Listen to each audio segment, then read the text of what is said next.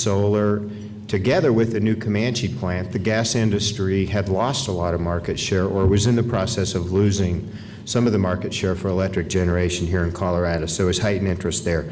The age of our coal plants, we happen to have 50-plus-year-old coal plants in the metropolitan area, in the non-attainment area for NOx. Together with the administration and the leadership of Governor Ritter and the new energy economy, and we've done a lot with renewables, and this was really the last big step. So I think there were a lot of things that made it congeal here in Colorado, many of which will exist in other states. Three important things that were in the bill that I think are enabling this to be implemented and to happen. And frankly, nothing's happened yet. We've got the framework to do the work and to come back before the Health Department and the Colorado PUC, but the answer is still pending. We don't even have the exact proposed plan yet. But there's three important things that I think, from the perspective of my company, that make this a very workable framework within which to do this. One is the regulatory uncertainty. I'm not just talking about state public utility commission that govern our investments and cost recovery, but also the environmental regulations and marrying those two together. I had recent experience in another part of XL in Texas. The Clean Air Interstate rule was vacated by a higher court. Mercury control requirements were modified or vacated, and we were already somewhere between 30 and 70% of the way through our investment plan to modify our plants. We turned around and looked, and customers are looking at us like that was an interesting choice you made to do that so early. The uncertainty about when and whether these rules will be enforced at what level makes it really difficult for a utility to make investments in things that you want to time with the maintenance cycle of a plant. I mean, we shut a coal plant down and it could cost $500,000 a day difference in fuel costs. So we only take them down every 2 to 5 years. The long-term planning cycle, together with the uncertainty about what the rules are going to be, together with the scrutiny after fact by the commission and the customers about whether you did the right things, are really complicated. Cost recovery is important. And the other thing I want to talk about is natural gas prices. When comparing coal, whether it's a new coal plant or adding controls to an existing coal plant, extending its life, the utility is going to be looking at something. The coal alternative, 70 to 90% of the costs are fixed or predictable or very well known. With the gas alternative, anywhere from 50 to 70% of the cost is very unpredictable, potentially really volatile. So being able to contract longer term and deal with the regulatory approval of that and how the industry and the utility work together to price natural gas on a longer term basis, that's a big enabler. I'm going to close with really two things that I think are important, and they were done here. We've done it, but it can go on and be even better in the future through the country. The gas producers that worked with us and the state, the governor's administration, Martha and everyone, they were very customer focused. They worked with us, tried to help us understand and break down the barriers of, especially process-wise, how to make this work. So that's very much appreciated, and I think it made a huge difference. The second is the industry needs to work on how you price the product to be factored in by a utility in a long-term 20, 30, 40-year consideration without having to deal with the volatility of the commodity market. Thank you.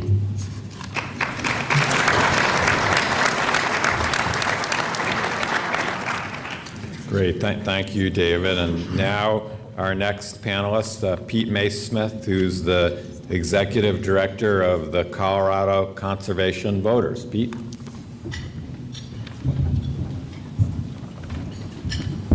Thanks, David. And I also want to say thanks to Tisha for having me. And I guess I should start off by saying it's true, my name is Pete Mace-Smith. I run an environmental group and I come in peace.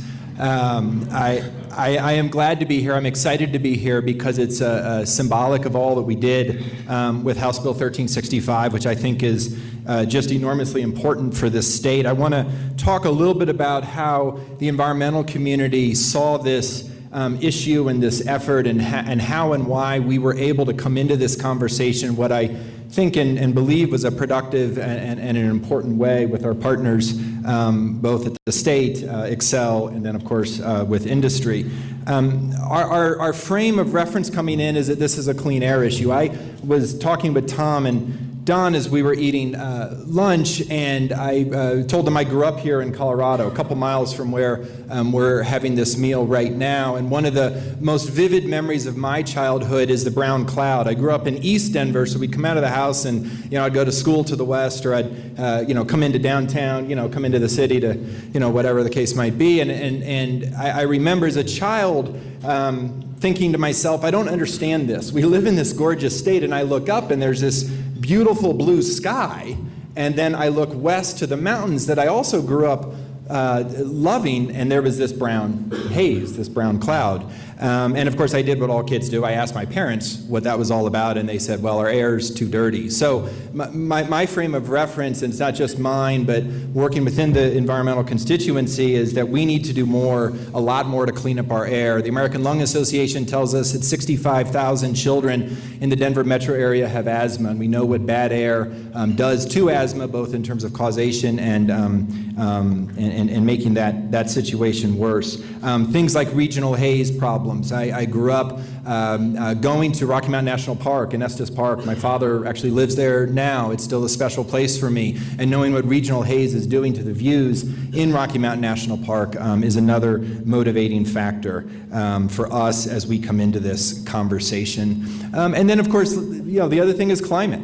It's no secret to anyone in this room that we're very concerned about climate. We believe the amount of carbon we're putting in our atmosphere is dangerous and problematic, and that we need to do something about it. And coal is a source that we have to look at right now, immediately, and cut down our reliance on that. So the opportunity to work in partnership to reduce our reliance on coal and to clean up our air, and to work with energy partners that have a long history in Colorado and that provide a very important service to this state in a variety of ways was exciting to us and frankly very motivating to us.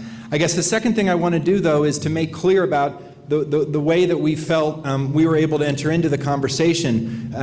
Tom and I were talking at lunch about kind of the state of play between the environmental community and the natural gas industry, and where are we on the trust factor and the relationship building. And we're still working on it. That can't be a secret to anyone in this room, but we were excited to help try to take that next step forward. And a couple of those reasons, in part, though, to be clear, was because of the progress and success that we had seen Colorado, the progress we had seen Colorado make, say, around renewable energy. So the 30% renewable energy standard gave us the space to believe that this is a conversation we ought to engage in a productive way. And then the other very important piece, and I realize this will not be controversy-free to this room, are the oil and gas rules. There are constituencies that we have and folks in our world that are very concerned about impacts. And we're all concerned about impacts, but that's a driving concern. And knowing that we've got strong rules in place, we may agree to disagree on those, but for us, knowing that those were in place was an important part to coming into this conversation, and we were very happy to do it.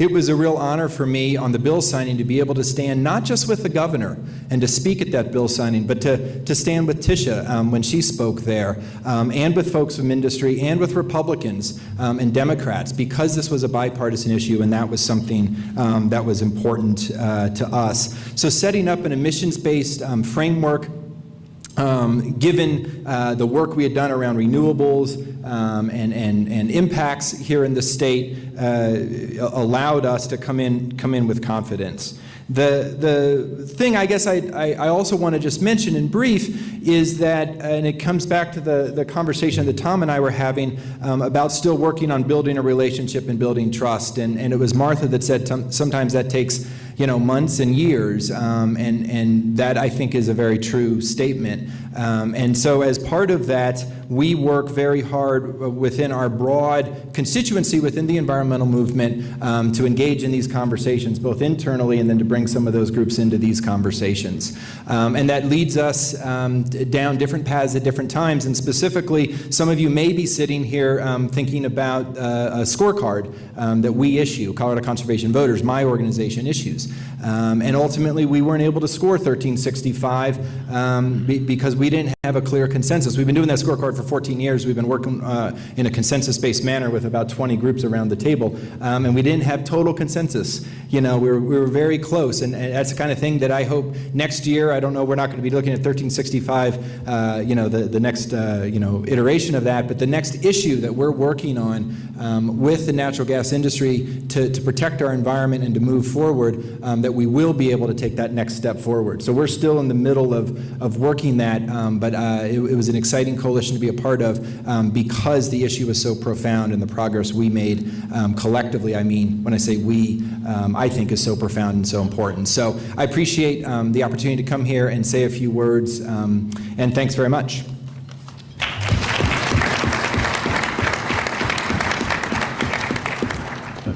Thanks, Pete. We definitely want to get on your scorecard the next time, so Fair enough, David. we'll work on that. Maybe we could join the group and be part of the coalition votes. We welcome all members. Okay, Love to have you. we'll take you up on that. Our next panelist, Don McClure, who's Vice President of Government and Stakeholder Relations, Legal. Anything else, Don? Everything that gets us in trouble. Okay, for Encana, and also the chairman of COGA. I appreciate the opportunity to be here and that you're here on a Friday afternoon with a good lunch. I really appreciate this. Listen, I'm here to talk about what this means to producers. So that's going to be the scope of what I'm talking about. And simply put, I think it provides, 1365 provided that evidence that we have a solution that works. We have a product, it's a natural gas solution that works with respect to air emissions for immediate issues, and I'm talking specifically about the ozone area. Now, I think when we talk about these sorts of things, we have to talk in terms of a backdrop, and that backdrop is kind of covered off in three key areas, and they're macro in nature, but I think as producers we have to think about those three key areas, and one of them has been discussed for like the last 4 days: the profound and material change in supply of natural gas. That's absolutely key. I think we have to think, number two, about the competitive fuel sources. We've heard a lot about that, particularly this morning, how in the existing policies that renewables and natural gas can actually become mortal enemies if we don't do something differently. And I think the third thing that we have to think about from a macro perspective as a backdrop is that the economic realities are that we're not going to have economic recovery overnight. This is going to be slow, it's going to be choppy.